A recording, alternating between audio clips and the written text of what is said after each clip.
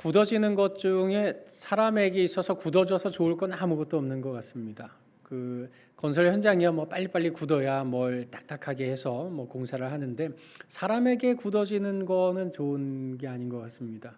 간이 굳어서 간이 경화가 되거나 간 경변이 되면 간이 영양분 흡수도 못하죠. 또 독소 배출도 안 되죠. 온 몸이 망가지는 겁니다. 마찬가지로 우리의 마음이 굳어버리게 되면 더 이상 마음과 마음이 오고 갈 수 없는 지경에 이르게 됩니다. 그러면 마음의 양식을 채울 수도 없고 우리의 마음이 하나님 앞에 살 수도 없는 지경에 이르게 되고 마는 겁니다.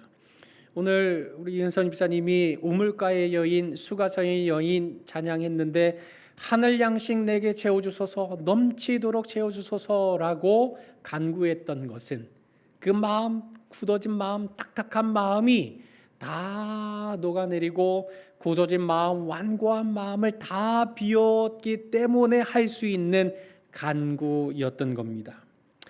여러분, 우리 마음을 딱딱하게 만들지 않고 마음을 부드럽게 하고 마음을 여는 것, 이것은 대단히 중요한 일입니다. 오늘 말씀에도 보면 히브리서 3장에 마음을 완고하게 하지 말라, 마음을 위혹되게 하지 말라, 악한 마음을 품지 말라 하고 마음에 대해서 3번씩이나 이 짧은 구절에 반복하고 있습니다.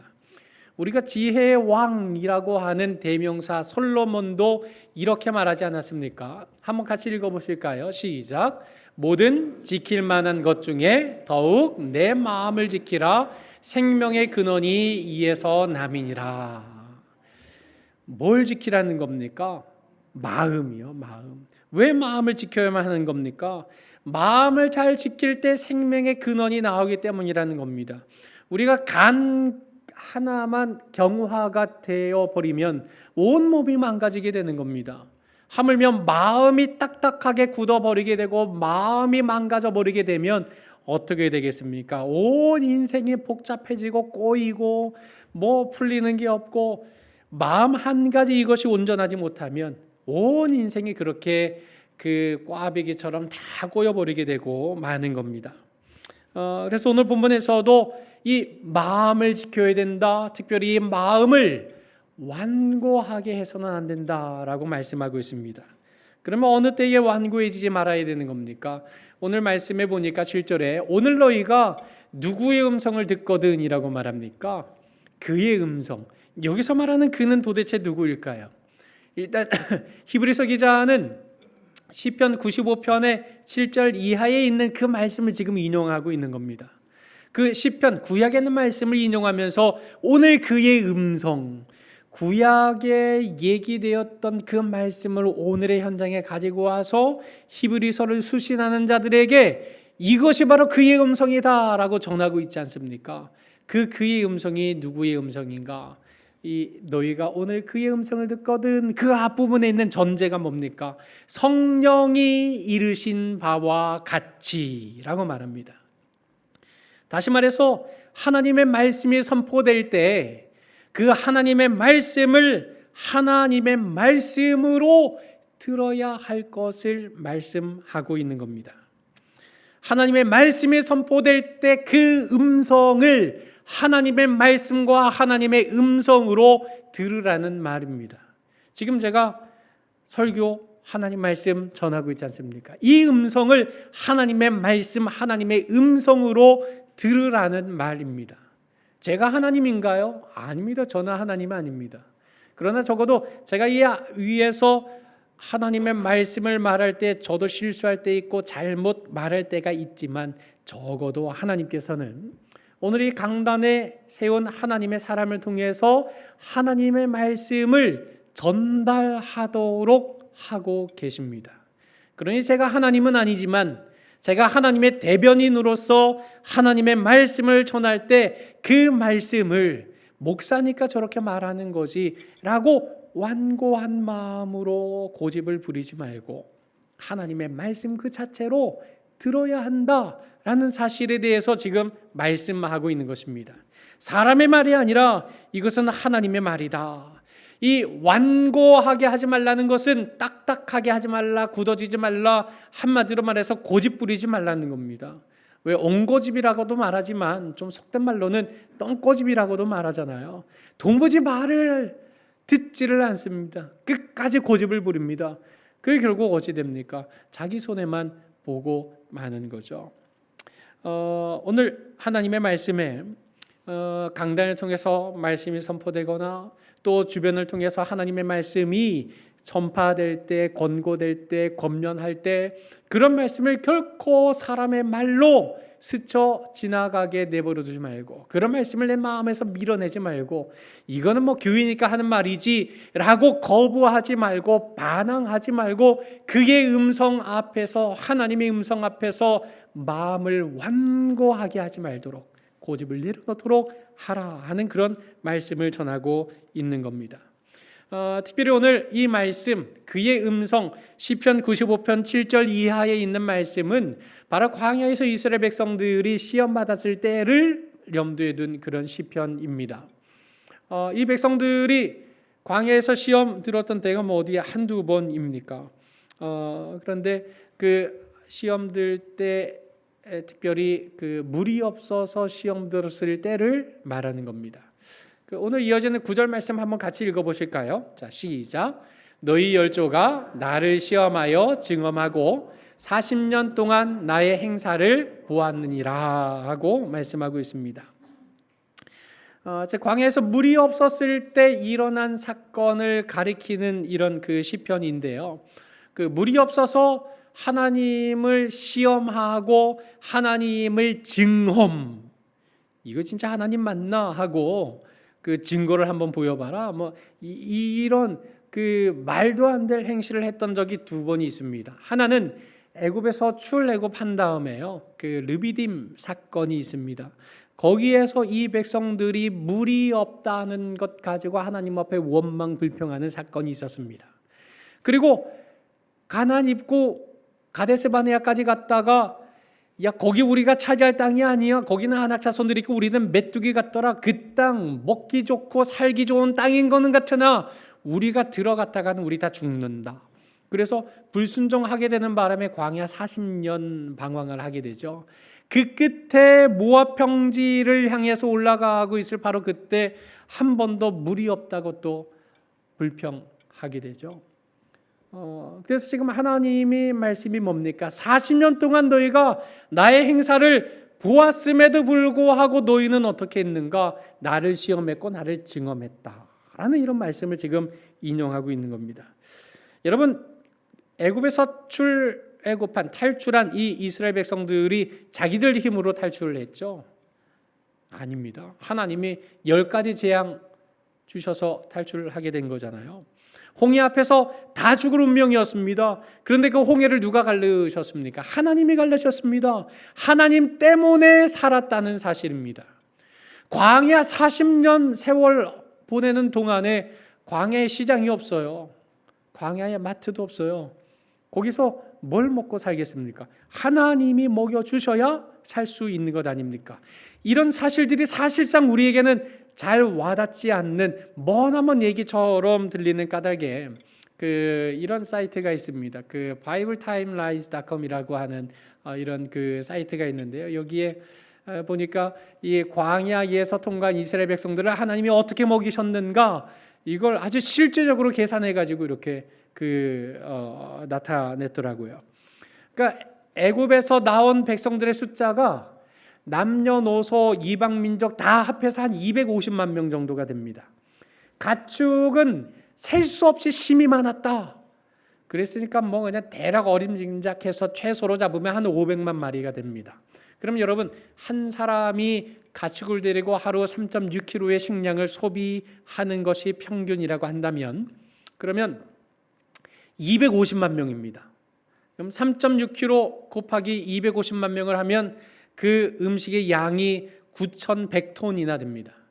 여러분, 그 화물 열차 있잖아요. 이렇게 박스카라고 화물만 싣는 그 큰 깍두기 같은 그런 화물 열차요.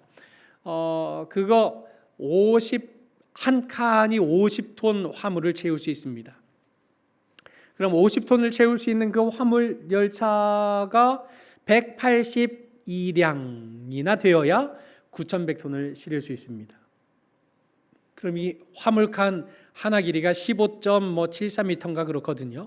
그러면 이걸 182량을 쭉 세워놓으면 무려 3km 정도나 줄을 이어야 할 만큼 어마어마한 양을 광야에서 이 백성을 위해서 하나님이 양식으로 공급하셨다는 겁니다. 일주일에 한 번이요? 한 달에 한 번이요? 아니요. 매일이요. 날마다. 여러분, 음식만 먹고 삽니까? 물도 마셔야 될 거 아닙니까? 이 많은 사람과 가축에게 필요한 물을 공급하려면 정말 폭포수와 같이 쏟아지는 물이 공급되지 않으면 이 사람들 광야에서 살아낼 재간이 없는 존재들이었습니다.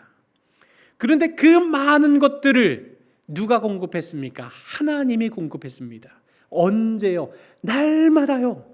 날마다 하나님의 은혜를 맛봤고 날마다 하나님의 기가 막힌 이적과 기적을 광야에서 체험했던 사람들, 그 사람들이 바로 이스라엘 백성들이었던 겁니다.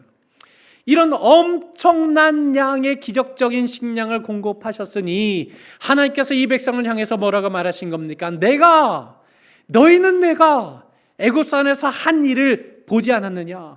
또 어미 독수리가 그 날개로 새끼를 업어 나르는 것처럼 내가 너희를 내 등에 업어서 지금 여기까지 인도해 오지 않았더냐? 내가 바로 너희의 그 하나님 아니냐? 내가 너희를 업어 키우지 않았느냐? 이게 지금 하나님의 말씀이었던 겁니다. 이런 사실들을 40년 동안이나 경험했는데 지금 이 백성들이 물이 없다고 갈증난다고 하나님 앞에서 뭐라고 말하고 있습니까? 여호와께서 우리 중에 계신가 안 계신가 이러고 있는 겁니다. 이 말이 무슨 말입니까?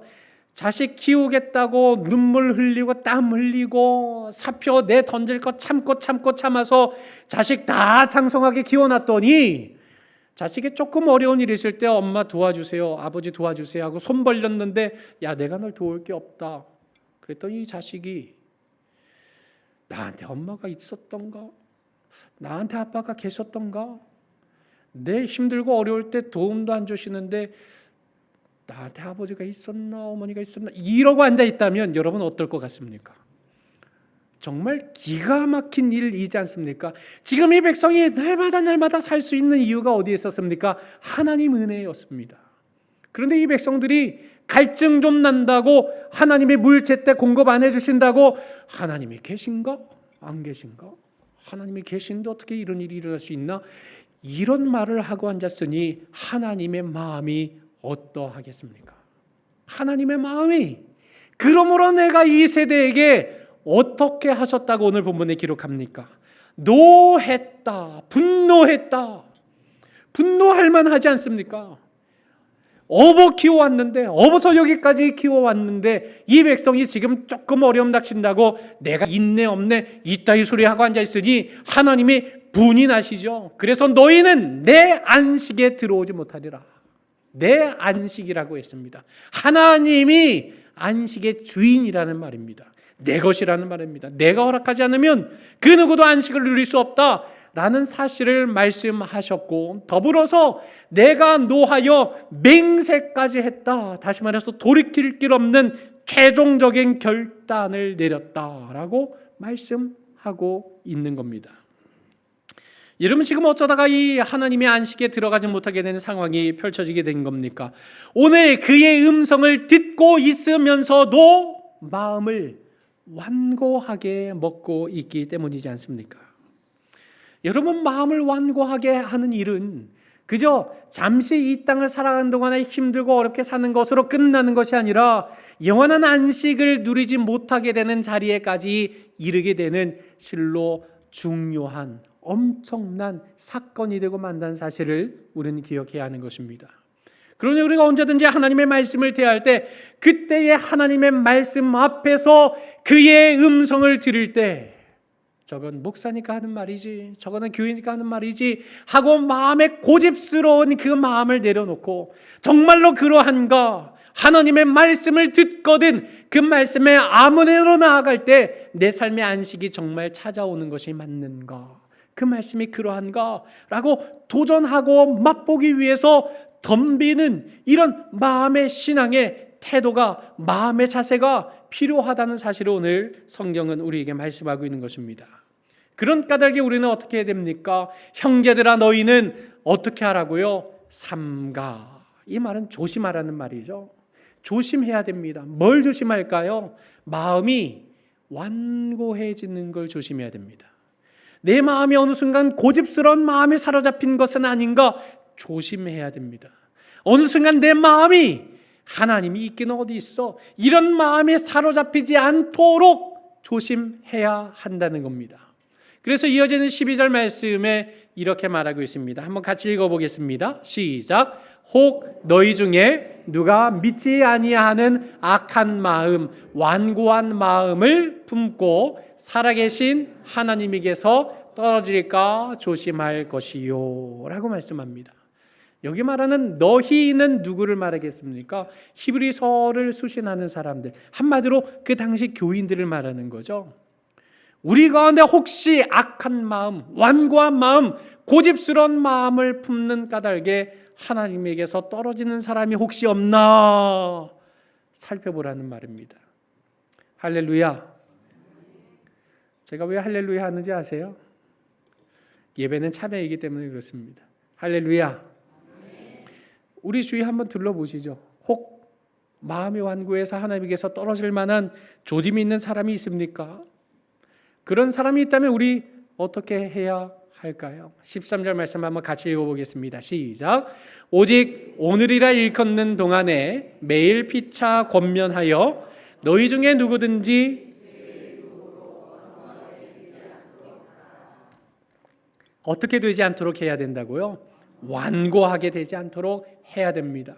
어느 때 그렇게 해야 됩니까? 오직 오늘이라 일컫는 동안에요. 기회가 주어져 있을 때, 기회라고 하는 오늘이 있을 때 말입니다. 여러분, 내일을 보장할 수 있나요? 우리에게 내일이 있다고 당당하게 말할 수 있나요? 아니요. 그 누구도 내일 일을 모릅니다. 한치 앞의 일을 모릅니다. 언젠가 그 잠실에서 결혼식을 끝마치고 그때 인천공항에 없을 때니까요.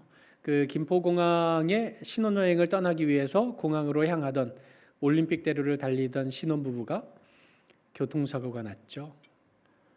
결혼하고 신혼의 단꿈을 간직한 채 차로 달리다가 사고가 나서 둘 다 직사하고 말았습니다. 그걸 누가 상상이나 했겠습니까?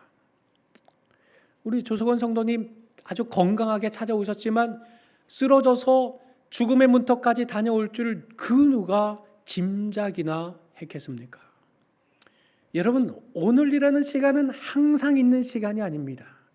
기회의 때입니다. 오늘이라고 하는 기회가 주어졌을 때 우리는 매일 피차 권면, 찾아가서 도와주고 찾아가서 말하고 옆에 서서 위로하고 옆에 서서 격려하면서 우리 가운데 그 누구라도 죄의 유혹으로 마음이 고집스러워져서 하나님의 말씀을 거역하는 자리에 나아가지 않도록 우리는 힘써야 한다는 사실을 말하고 있는 겁니다. 여러분, 이 사이에 보이스피싱 얼마나 심합니까? 저희 아버지도 언젠가 저한테 전화가 왔어요. 너 누구한테 잡혀 있는 거 아니지? 하고 신방중에 전화가 와서 어쩔 수 없잖아요. 끊어야 됩니다. 끊고 했는데 나중에 전화 드렸더니 너 누구한테 잡혀 있는 거 아니지? 왜요? 그랬더니 전화가 왔대요. 너 아들 윤석이 내가 잡고 있으니까 빨리 2천만 원인가 뭐 1,000만 원인가 보내라. 그렇게 전화가 왔다는 거예요. 내 아들이 잡혀 있을 리가 없지. 있으면 바꿔봐. 그랬더니 진짜 누가 아빠 저 잡혔어요 살려주세요 뭐 이렇게 얘기를 하더라는 거예요. 뭐 그때는 뭐 기술이 별로 발달하지 않았지만 지금은 목소리 똑같이 흉내낼 수 있는 거 아시죠? 예, 목소리도 똑같이 흉내낼 수 있고요. 동영상의 얼굴도 바꿀 수 있는 시대입니다. 그러니까 그런 거 보고 함부로 가슴 철렁하실 필요 없습니다. 예, 그런 거 정말 보이스피싱이니까 조심하셔야 돼요. 다행히 그 교회 카페에 이렇게 계셨는데 일은 전화 왔는데 어떻게 해야 돼? 그랬더니 그거 보이스피싱이야 하고 아무렇게 말하는 바람에 그러면 내 아들이 잡혔으면 뭐 알아서 하라고 그러고 툭 끊어버리셨다 그래요. 그래도 그렇지 알아서 하라 그러면 어떻게 해요? 누군가 옆에서 권면해 주지 않았다면 이거 큰일 날 뻔한 일이 되죠. 참고로 전화번호 저장하실 때요, 아들, 뭐 둘째 아들, 첫째 딸, 둘째 딸 이런 것 다 바꿔버리세요. 그냥 이름으로, 본명으로요. 연락처가 이렇게 해킹을 당하게 되면요, 누가 엄마인지 누가 아들인지 다 압니다. 그 연락처 저장된 이름 때문에. 참고로 그냥 뭐 기억하시면 될 일이고요. 중요한 것은 무엇입니까? 보이스피싱에 당하게 된다면 우리 마음이 시리고 아픈 걸로 끝나고 맙니다. 그러나 우리가 마음이 완고해져서 죄에게 피싱을 당하고 만다면, 악한 마귀 사탄에게 우리의 마음을 피싱당하고 말면 우리는 영원한 안식을 누릴 길이 없어지고 마는 것 아니겠습니까? 그러니 우리의 마음이 완고해지지 않도록, 우리 각 사람의 마음이 하나님의 말씀 앞에 고집을 부리지 않도록 우리는 어떻게 해야 됩니까? 14절 말씀 한번 같이 읽어보실까요? 시작. 우리가 시작할 때에 확신한 것을 끝까지 견고히 잡고 있으면. 어려운 거 권면하지 않아도 됩니다. 시작할 때는 언제를 말합니까? 신앙생활 첫걸음 내디딜 때요. 그때 확신했던 것. 다른 거 몰라도 예배는 지켜야지, 다른 건 몰라도 주일은 지켜야지, 이런 간단한 권면이 우리 옆 사람을 통해서, 성도를 통해서 권면받게 될 때, 이것이 하나님의 말씀이구나, 이것이 하나님의 음성이구나, 이것이 오늘 나에게 말씀하시는 하나님의 음성이구나 라고 여길 줄 알아야 된다는 말씀인 거죠. 전도 삶을 통해서라든지 제가 강단에서 선포하는 말씀이라든지 바로 이것이 오늘 나에게 주시는 하나님의 말씀이라는 사실을 인정하고 고백하면서 시작할 때 확신했던 것들을 피차 서로 권면하면서 권고하면서 우리가 하나님의 말씀에 붙어있기 위하여 힘쓰고 애쓰게 되면 어떻게 되는 겁니까? 그리스도와 함께 참여한 자가 되리라 하고 약속하고 있지 않습니까? 무엇에 함께 참여한다는 것입니까? 바로 함께 하늘의 상속자가 된다. 하늘에 예비된 그 영원한 안식을 상속받게 된다. 하늘에 있는 그 풍성한 많은 유업들을 상속받게 되는 자가 된다라는 사실을 오늘 말씀을 통해 약속하고 있는 것 아닙니까? 여러분, 오늘부터 우리가 불시에서 불꽃으로라는 주제를 가지고 말씀을 함께 상고해 보게 됩니다. 불씨 하나가 그냥 그대로 있으면 어떻게 됩니까? 꺼져 버립니다. 그러나 불씨들을 다 모아놓으면 어떻게 됩니까? 큰 불꽃이 되고 모든 것을 불살릴 수 있는 그런 존재가 되고 마는 것입니다. 우리 구원은 각자 개인 믿음, 개인 신앙으로 구원받습니다. 그럼에도 불구하고 왜 하나님이 오늘 우리를 교회로 불러 모으시는 겁니까? 구원받는 믿음, 그거 혼자 지켜내지 못하기 때문입니다. 구원의 확신, 그건 나 홀로 견뎌낼 수 없기 때문입니다. 그래서 구원받는 그 심령들을 교회로 불러 모아서 함께 위로하고 함께 권면하고 피차 함께 하나님 나라를 어깨동무하고 우리같이 한 걸음씩 가자, 이걸 위해서 하나님이 교회로 부르신 것 아닙니까? 그러니 교회를 통해서 우리가 불씨들이 모이게 되고, 이 교회를 통해서 불씨가 불꽃이 되도록 우리가 피차 서로 말씀으로 권면하고 말씀을 마주하는 가운데 우리 각자가 성장하고 성숙하게 되어 간다고 한다면, 실로 우리 서부경화 공동체는 이 지역에 여러 많은 죄악들을 복음으로 불살라버리고 실로 복음으로 사람을 살리고 가르치고 세울 수 있는 그런 복된 교회로 쓰임받을 수 있음이 틀림없지 않겠습니까? 여러분, 미국의 나이트 클럽에서 불났습니다. 웨이터가 급하게 들어왔습니다. 불이야! 여러분, 불났습니다. 빨리 대피하셔야 됩니다. 그런데 그 나이트 클럽 안에서 뭐 하고 있었는지 아십니까? 이 크리스마스를 보내면서 우리가 마음껏 한번 웃어보십시다 하면서 우리 각자 가지고 있는 재밌는 이야기, 농담, 유머를 우리 한번 해보십시다 하고 그 농담 따먹게 하면서 하하하하 하고 그 크리스마스의 참된 주인이신 예수님에 대해서 생각하지 않고 부어라 마셔라 하면서 그냥 즐겁게 유흥을 즐기고 있었던 겁니다. 그 순간에 웨이터가 불이야! 순간 장내 침묵이 흘렀는데 어떤 일이 일어났는지 아십니까? 그 중에 어떤 사람이 이야, 이거야말로 오늘 크리스마스의 최고의 농담입니다. 박수를 하십시다. 저 회사에게 팁 많이 주시기 바랍니다. 한 사람이 그렇게 얘기했어요. 그랬더니 그 권면이 모든 사람들에게 다 확산이 되었고, 결국 화재가 일어났음에도 불구하고 대피할 시간을 놓치고 그 안에 엄청나게 많은 인명 피해를 본 사건이 미국 실제 있었던 사건입니다. 우리가 그의 음성을 듣거든, 오늘 우리가 그의 음성을 듣거든, 우리가 그 음성 앞에 완고한 마음을 내려놓는 것, 그것은 생명과 직결되어 있는 것입니다. 여러분, 윌리엄 윌버포스라고 하는 영국의 노예제도를 폐지시킨 그런 위대한 믿음의 사람이 있습니다. 여러 기득권층과 늘 싸웠고 늘 갈등을 일으켰습니다. 포기할까 좌절하고 낙심했습니다. 그런데 잔 웨슬리의 편지를 받고 다시금 새 힘을 받아서 그 권면을 받아서 이 윌버포스가 죽기 불과 3일 전에 끝내 영국에서 노예제도가 폐지되는 기가 막힌 역사가 일어난 사건을 우리는 역사 속에서 살펴볼 수 있습니다. 여러분, 만약에 이런 살아있는 권면이 없었다고 한다면 이런 노예제도 폐지를 앞당길 수 있었겠습니까? 여러분, 그런 까닭에 오늘 우리는 믿음의 권면, 영적인 권면, 성숙한 신앙의 권면과 조언은 대단히 우리 삶 속에 중요하다는 사실을 기억하셔야 하는 겁니다. 오늘 히브리서 3장 결론 말씀을 이렇게 매듭 짓고 있습니다. 한번 같이 읽어보실까요? 시작. 이로 보건대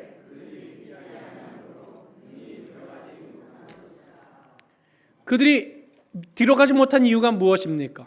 믿지 않았기 때문입니다. 지금 히브리서 3장에서 내내 믿지 못한 이유가 무엇이라고 말하고 있습니까? 마음의 완고함 때문이었다. 오늘 하나님의 말씀이 들림에도 불구하고 목사니까 그렇지 뭐, 오늘 하나님의 말씀이 들림에도 불구하고 부모님이니까 맨날 그렇게 잔소리 하시는 거죠 라고 완고한 마음을 꺾지 않고 고집을 꺾지 않고 그 말씀을 듣지 않기 때문이었다라고 말하고 있지 않습니까? 여러분, 오늘 말씀에 오늘 너희가 그의 음성을 듣거든, 13절에도 오직 오늘이라 일컫는 동안에 15절에도 오늘 너희가 그의 음성을 듣거든 하고 오늘을 강조하고 있습니다. 왜 그런 것입니까? 바로 오늘이 그 완고한 마음을 내려놓아야 할 때라는 사실입니다. 바로 오늘이 불씨로 꺼져가는 존재가 되는 것이 아니라 불꽃처럼 활활 타오르기 위해 마음의 사원과 결단을 해야 할 그날이 바로 오늘이어야 한다는 사실을 말씀하고 있는 것입니다. 그러므로 내일 일을 알 수 없는 인생, 오늘 우리에게 하나님의 음성이 우리에게 들린다는 사실이 기회의 때요 은혜의 때라는 사실을 확신하는 가운데 아멘으로 화답하면서 믿음과 순종의 걸음으로 나아가 주님께서 예비하신 영원한 참된 안식을 이 생과 내 생에서 충만히 받아 누리는 우리 모든 성도님들이 되시기를 주님의 이름으로 간절히 축원합니다. 우리 시간에 함께 내일 일은 난 몰라요 찬양하고 함께 합심해서 기도하겠습니다. 기도 제목은 이렇습니다. 오늘이라는 기회의 시간, 바로 오늘 나의 완고함을 꺾게 하시고 하나님의 말씀에 아멘으로 순종할 수 있도록 위해서 기도하시기 바랍니다. 아울러서 오늘 피차 권면의 말씀이 들릴 때 부모님께로부터 신앙의 권면의 말씀을 받게 될 때, 또 자녀로부터 신앙의 권면을 받게 될 때 잔소리를 여기지 말고 버르장머리 없는 말로 여기지 말고 정말로 신앙의 영적인 말씀이 들리게 될 때, 그런 피차 권면의 말씀이 하나님이 오늘 나에게 하시는 말씀이다 라고 여기고 고집을 내려놓고 확신한 것을 견고히 붙잡아서 참된 안식에 이를 수 있도록, 아울러서 우리 삶의 원망과 불평의 완악함을 내려놓고 하나님을 신뢰하는 순종의 걸음으로 나아갈 수 있도록 또한 기도하시기 바랍니다. 여러분, 이스라엘 백성들은 매일 매순간 하나님의 기적적인 역사를 체험한 사람들이었습니다. 그럼에도 불구하고 원망과 불평이라는 시험에 들었다는 사실은 오늘 은혜 가운데 살아가는 우리에게도 시사하는 바가 적지 않다고 생각이 됩니다. 늘 하나님을 신뢰하고 순종한 길로 나아갈 수 있도록 우리 시간 내일일은 난 몰라요 함께 찬양하고 합심해서 기도하도록 하겠습니다.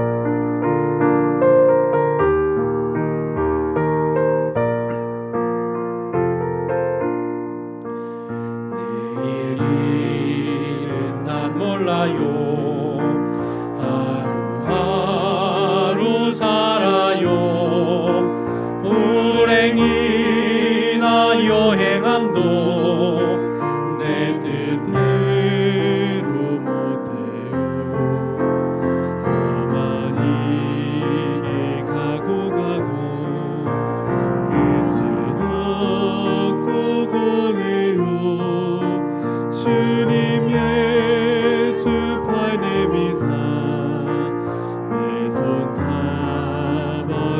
내일 일은 난 몰라요 내일 일은 난 몰라요 장래일도 몰라요 아버지여 날 붙드사 평안한 우리 한 번 더 내일 일은 난 몰라요 내일 일은 난 몰라요 하루하루 살아요 불행이나 여행함도 내 뜻대로 못해요 험한 이 길 가고 가도 끝은 없고 고네요 주님 예수 팔 내미사 내 손 잡아주소서 내일 일은 난 몰라요 장래일도 몰라요 아버지여 날 붙드사 평안한 그 주 함께 합심해서 기도하겠습니다. 걸어가신 하나님 은혜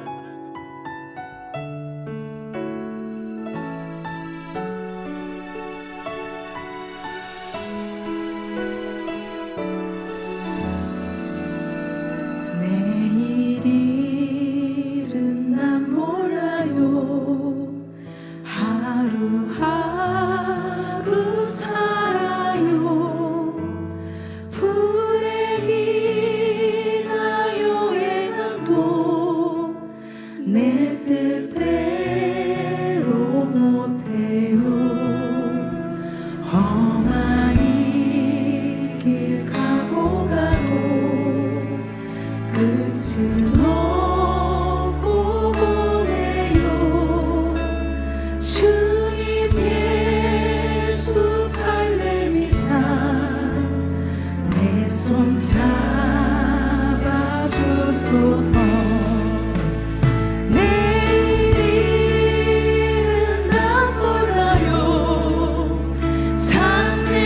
장래일도 몰라요 아버지여 날 붙드사 평탄한 길 주옵소서